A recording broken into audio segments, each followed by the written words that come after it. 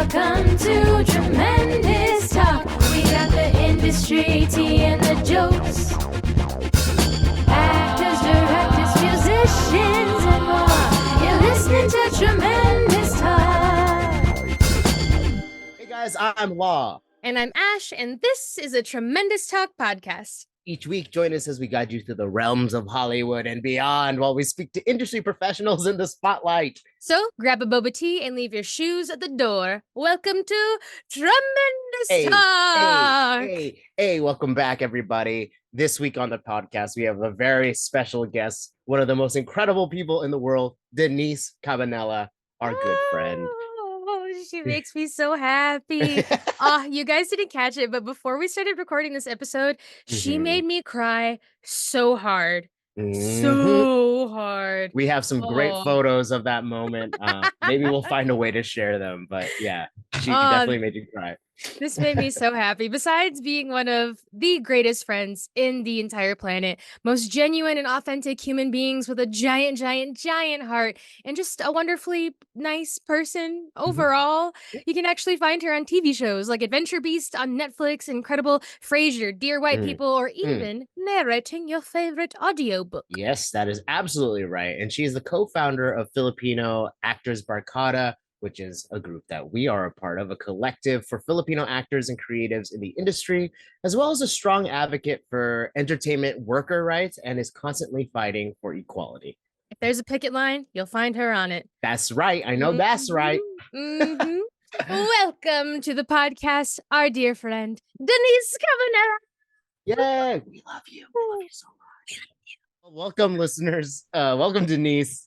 We had a little gabbing before the actual recording started, so we're already loosened up and warmed up, but hey, Danice is here. Yeah, we needed this. I needed this for sure. This makes me so happy. Okay, so Danice, welcome to the podcast. Yeah. It's so good to see you both. I love you so much. I love you too. Okay, so to catch you up, we actually fully transparently, we have no questions for you. We wanted to go in so blind to this and just like have a conversation with you because we both love you so much. So we have general speed round questions and then like bullet points that we want to hit, but we want to take this conversation kind of where it takes us, I guess. Brilliant. Let So it flow. I do want to start off by asking you, what makes you tremendous? Wow. Oh, I think being Filipino makes me tremendous. Wow. Ang galing, galing. It's May. It's I was, we were just with our Barkada last night. And it just made me so proud to be Filipino and to be born of this incredible lineage of people and fighters and organizers and passionate, doers who care so much about others in the world that I'm just so proud to be who we are. Wow. Aww. First question, already killing it. I love Wow. it. Okay, then. Guess we'll dive into the rest of this. No, not again. It's the blush. It looks like I'm crying. And the light. Blame it on the ring light. It's fine. I've already cried. It's twice. fine. Danice, tell me your favorite boba order so we can change subject. Oh yeah, boba. Oh, okay. So I love like lavender boba, lavender, matcha. I also love matcha. And green and purple are my favorite colors. So actually that makes sense. Wow. That's cute. Okay, what's your favorite comfort food? Is it also green and purple? It's actually Ubay pandan pho. something. It's pho. I love pho. Yum. I love pho on cold days, on hot days, on random days. It's like the thing that I crave and I don't know why, but I love the soup. I love the vermicelli. I love the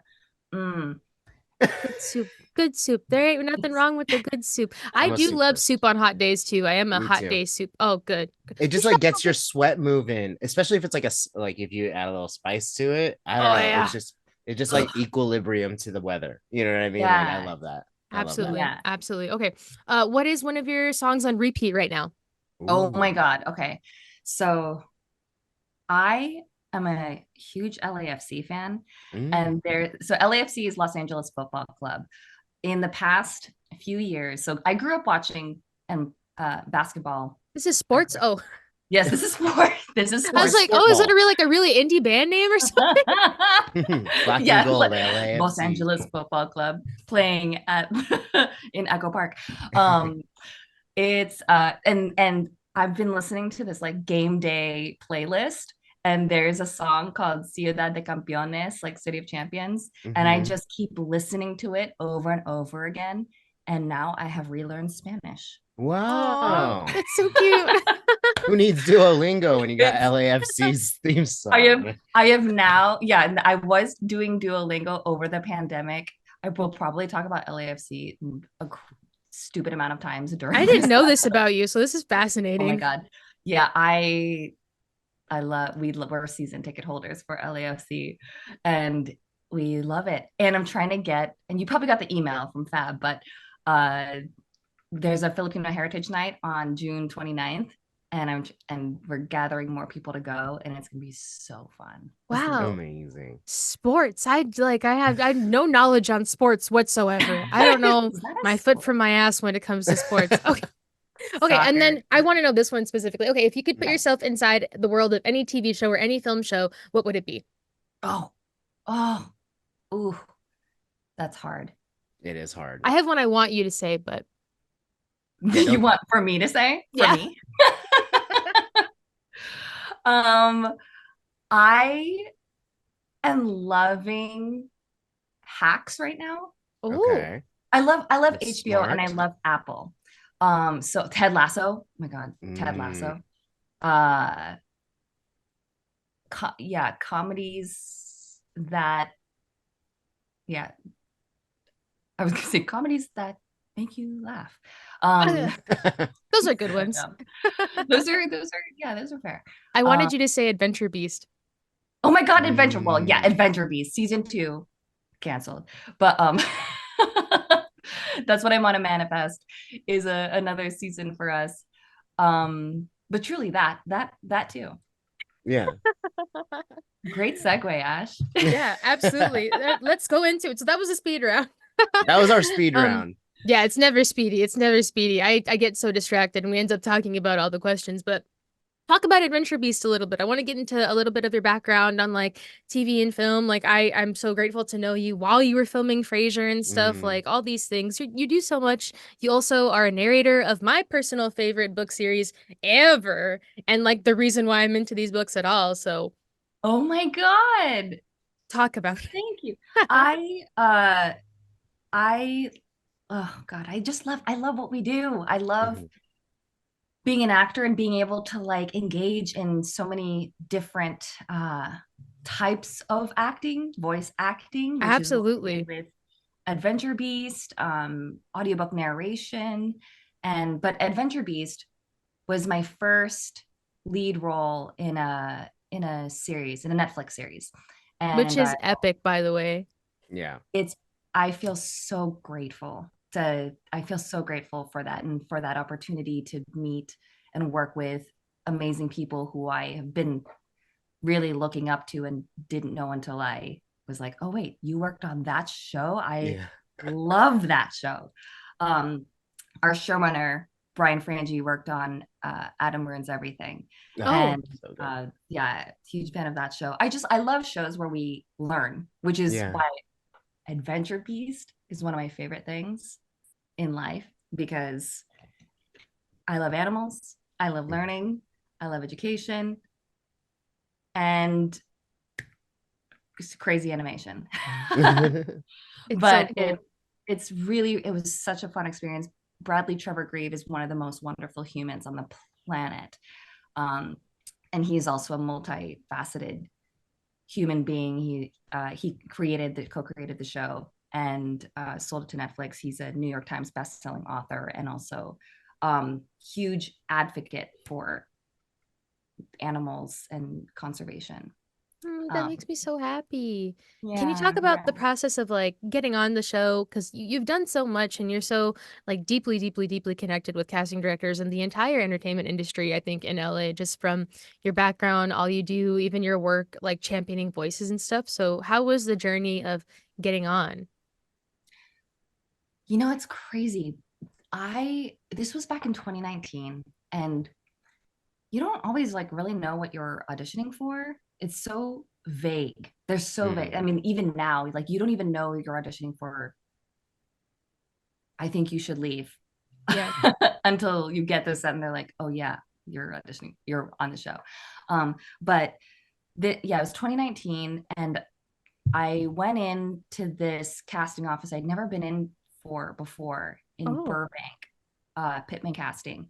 And at the time, what they had told us the show was like half live action, half animation, sort of in the style, I think maybe of BoJack Horseman, but I can't remember exactly what the breakdown was because things had changed so much during that time that from auditioning to callback and chemistry read and doing the show, filming. Yeah, I should slow down and do this step by step. I'm like living this, speed throughing it. But yeah, I didn't know what I was auditioning for, but there was like a lot of improv involved in this because they were really looking to base the character off of who booked it. And improv was a huge component because you'd have to be able to deal with animals on the fly. You'd have to be okay with animals, and there were all kinds of animals from like tarantulas to ostriches to lynxes and giraffes and penguins, and it was so fun. Most people didn't get to see what we actually shot, and it was really, really cool. But I think tonally they realized that like what we had shot on camera might have been like in between age groups. So when they started animating, they were like, oh yeah, actually this is like, we could make this a more adult show, but the live action didn't quite match that. Gotcha. So we had filmed our last day of Adventure Beast live action the day before the world shut down. Like our SAG had sent out that notification, like after midnight tonight, do not leave your house. Oh, wow. And it's crazy because I think I remember hearing that Everything Everywhere was like the same case too. I think they wrapped the day before lockdown. Wow. I don't remember on that one. That's crazy though. Wow. They just made that up. Did I just make that up? Who's gonna fact check us? But I was like really grateful to have at least completed that, so I never have to go back and be like, wow, my first show, and what would that have been like if we finished the whole live action? So I luckily didn't have to think of those what ifs. And that's when I really started to get into voice acting, really, was because the other component of the show was animation, and we couldn't go into studio, so Netflix sent me a microphone. They sent me like a bunch of things that I needed for my home studio, and I had to learn things on the fly, like starting that March, to figure out what to do. And there's a whole process. You do like scratch recordings. And this whole time, I thought you'd been doing voiceover for like years and years and years. So you learned everything while you were filming the show. 2021, 2019? Yeah, 2020. So 2020. Yeah, 2019 was when I first auditioned for the show. And then I think it was like December. And then January was when I did the chemistry read, or I found out about the chemistry read at least. And that was fun. That was a fun experience. I was in a big conference room with Bradley, with BTG, and a bunch of executives from Netflix. And I think was it an owl? They had a bird. They had a bird that they were holding here, that he was holding. And then there was an animal wrangler, and it was just a really fun experience. Anyways, so no, I haven't been voice acting for that long, really just since that show, and that launched my vocal work, and I'm so grateful for it. But I learned how to use Source Connect. I learned how to set up my home studio because I was on this job, and we had to figure it out. We couldn't go into the studio. We didn't have any other choice.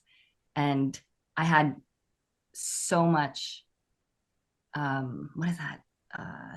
Syndrome, imposter syndrome, where I'm like, I can't, I can't possibly be the right person for this job. Like I've never done this before. I've never improv with a bunch of animals in front of 4 cameras before. I've never done animation or even like barely auditioned for animation. How can it be me? But we got through it, and I slowly started to audition for more animation stuff because I had that booking, which is insane because I hadn't even booked my first co-star at that point.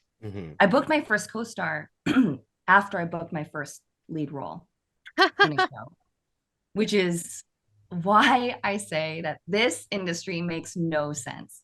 There's no actual ladder. Like we want to think that, okay, if I book my co-star, then I'll book a guest star, then I can graduate to recurring, and then I'll be series regular. But you just never know when it's going to happen. Yeah. Or how it's going to happen. And I think that's all really scary and exciting all at once. How do you deal with, just because one, that's great, because I think people forget that actors do have to learn so much about the lives of other people and other professions and stuff, and just kind of like absorb that knowledge. And in this case, it was like a practical knowledge, right? Something that you were able to carry with you. But in terms of like perception of the role, what is like something that you wish more people knew about this industry and kind of the journey that an actor has to go on in order to find success in any form, you know, like the small wins or the big wins? Like, what is something you wish you could communicate to people who are like, oh, they're just playing pretend for a living? You know what I mean? Yeah. Like, do you have any kind of like opinions on that yourself? Oh gosh, I wish that people knew. I have so much respect for actors and everyone who pursues this because it takes so much grit and patience and dedication and talent. Well, that's subjective, but but that it is so much, it's incredibly hard work. And not everyone is cut out for it. And it's incredibly difficult to even just get one line on a show, even just get the audition for that one line on the show. I mean, even if you had the audition, booked the one line, shot the one line, you could still get cut from that show. And the emotional and physical and mental toll that it has is deeply, deeply taxing. But we do it because we love it, and we do it because, I mean, I really do think that what we do changes the world. What we do really impacts how humans connect with each other. And I think that's such a unique thing. And we get to do it on a grand scale. But also that what we learned throughout this whole strike last year, as we know, is that a lot of actors who fought and who were on strike, most people in our union, SAG-AFTRA, don't qualify for healthcare. And not everyone is famous and rich. And most actors like really have to fight tooth and nail to just exist and stay in the game. But the more that we find community, the easier it gets. So I'm really grateful for ours. I'm so glad that you said the word community, because that was kind of something that was like another big thing. You know, Danice was out there during the strikes and really being an advocate for you know, performers and crew and everyone that was involved in helping making, you know, these decisions, right? And I admired the dedication you had to it, because you were there like pretty much every day from like what I was seeing. And then on top of that, you have FAB, Filipino Actors Barkada, right? This is something that Ash and I have been a part of. She's got a pin on and a shirt on right now. And it's a safe place for a lot of us Filipino actors to practice with each other, meet each other, which is not something that it's not easy to do in Los Angeles necessarily, but to have everyone in one place, it feels really good. When it comes to community, you've mentioned that a couple times. You've mentioned like how grateful you are to have community. But Rachel. graceful, you're graceful. That's why I'm not doing audiobooks. But can you just, I guess, why has that been so important in your own pathway to find these groups, to found these groups, and to like have, like-minded people around you? As I mentioned, when we find our people, we can stay in the game longer. But it also like it has filled me with a new sense of purpose to find you and to find you, and to be connected and to be like, wow, there are more of us out here who experience the same shit. How are our moms all the same? Like, no matter how we try to fight the stereotype, I'm like, but they're the same. Like, it's crazy. But to have that shared experience with more, like the more people that we find, it's really connective tissue and brings a whole sense of meaning and purpose to, I think, the work that I do as an actor and as a human in this world. And I think it expands how I live off screen as well. Yeah. With that being said, can you talk about how you can expand this off screen even more on your own? Yes, Ash. So my next chapter, my next journey is I booked the role of mother. Like actual mother. Actual mother, not a role, but where this project is due in, this project comes out in October. I am pregnant. I am with child. I am expecting. I am buntis. And Ash cried like a baby. Cry. It was so sweet. We're like, hard. we should have saved it for the pod. But it was it was shocking, honestly, for me to find out. And we had started the process of adoption. I don't think I told you this, lot, but I remember you mentioning this. Yeah, we had started the process of adoption back in 2022, end of 2022. And long story short, we ended up trying after that. And even though we knew we were trying, I was like, how did this happen when we finally got pregnant? I think that even when you're trying and you're preparing for it, you're still not ready. And it's just shocking and exciting and anxiety ridden all at once. And I don't know, I'm going to go with the flow and just see where all of that takes me. But I still plan to work, plan to do all the things, live my life, and bring my baby along with it. You're such a grounded person. I want you to know that. Like you have like a very calming energy, and I think that baby's gonna be in really great hands, honestly. 100%. From like all the work you do to give a voice to other people and to make people feel safe and seen and heard, and even the things you've been on, like I can't wait for your baby to like hear your audiobooks and like maybe make ube crinkle cookies with you from your audiobooks and stuff. Watch Adventure Bees with you when they're old enough and stuff. And like you can tell them how you've like held owls or something during auditions and all these crazy things. Like I can't wait for this baby to like live through your life too. That's gonna be so incredible. Yeah, you're cool mom. You're cool mom, not like other moms. And she's thought about things that I've not even thought about.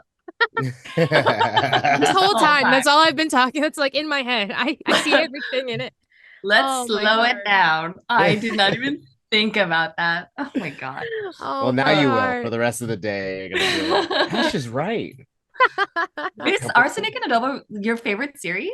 I love that series. Yeah, I love that series. It's turned me on to any like I love that it's Filipino first and foremost, but I also love the whole like mystery in a kitchen and it's kind of cozy and there's like a little romantic element into it too. It's just like all the things that you just like it's pho but reading. It's like the pho of a book, if that makes sense. It's just so comforting and cozy. I love It it. is. They're cozy mysteries. And Mm-hmm. Mia Manansala is so talented. I mean, it's my favorite series to read for sure. And Mhm. it makes me so happy. And it also, I have to put a pillow over my belly when I record because you just hear that rumbles because I'm hungry So talking much about, food in it. There's so much food. It's so yeah, great. it's so good. You mentioned the whole like Filipino community, right? And this is a question I love asking our guests because they're generally from AAPI backgrounds. Mhm. But representation is a word that gets thrown out there. Everyone's like, oh, representation matters. I agree, I agree, I agree. But as someone who has been working in the industry, who has actively been an advocate for her own community, what do you think needs, like, what kind of actionable steps can someone actually take to make representation actually not only matter but like have an impact? Because I think we just talk about it a lot. Mhm. But what can we do in your own opinion? And there's no right answer. I'm curious. there there's no one person from any community that represents the whole community. And I'm thrilled to see so many different Filipino groups out here in Los Angeles, from Filipinx Actors Barkada to Film Creative to Fixie, and Cinema Sala. And I think that the more the more groups that we create and just to find each other, I think like the more people will see that we're all so unique and different and Mhm. our own, we get to be just humans Yeah, and not just like this one version of what other people think that we are. totally. um yeah, I think just building community in your day-to-day life and making that a practice is a great way to represent. Just connect Yeah, and be authentic. being authentic, I think, is like such a an underrated thing. I think people try to morph in a lot of ways, like out in this industry, especially out in this city, especially in Los Yeah, Angeles, and you're yeah, just trying to fit a mold that you think people want to see. That's why right. I really appreciate your energy. I feel like you've never like hammed it up for me. I think you've always been, like I said, you're a very grounded person, and Thank you you. have like a very warm, genuine energy to you, which I need in my life because I am a very chaotic person up here. But something before we wrap up, I do want to know about like mental health, and like how do you care for your own mental health in an industry that is very unforgiving and it can be Mhm, very tough. mhm. I mean, obviously you have a fantastic partner and good community around you, but what do you do for yourself to like get yourself out of maybe bad ruts or mental ruts that you're having? Oh man. Know who your people are and know, like, I think knowing what those symptoms are before you actually crash is Mhm. really important. Like what are the different triggers? Like when I'm like slowly crashing to the ground and I'm running out of energy and I have nothing, I'm running on fumes. Um, Reaching out to the people who can hold me accountable and say like slow down, Yeah. telling myself that it's okay to slow down. I'm not going to lose my place in line. We just come from this hustle culture that's just so unhealthy. Like we can't live like that. We No. can't stay in the game like that. But also making your home your haven. I think that's some Mm, of the best advice that I've been given coming to LA is, with everything else that's so crazy out there that we can't control, if you make your home your haven and it's a place that you can actually recharge and feel safe yeah. and feel like you can fill up, you're gonna be fine. Wow.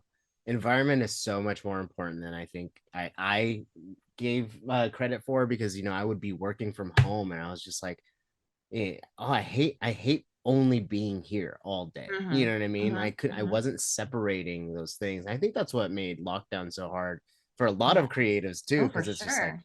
I have to do everything here in this room, and then there's no in-person anything anymore. So I appreciate you sharing that. But near the end of the podcast, we love passing the mic over to you, plugging whatever that you want to plug, or giving advice that you want to give, anything that you want to say to the Tremendous Talk audience. We want to give you a space on our little platform to say it. So I'm gonna give you the mic right now. And you can take that. Oh man. I know, pressure. Yes, self-care. I mean, I'm a huge advocate of self-care. I just want to really shout that from the rooftops, to take care of yourself. Yeah.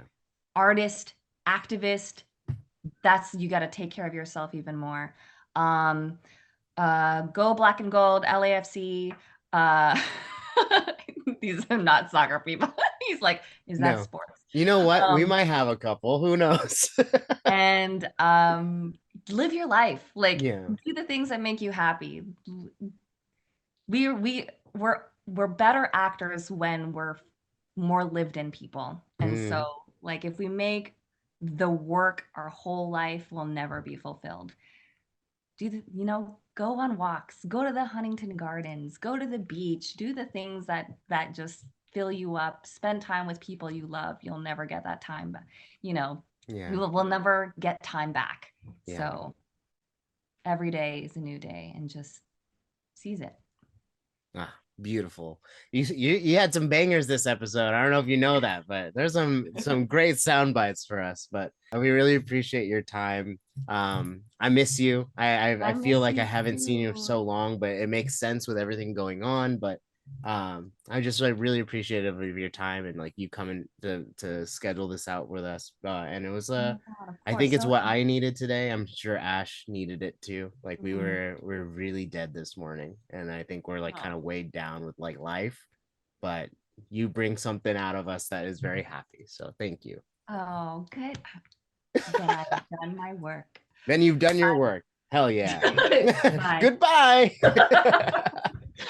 Love it.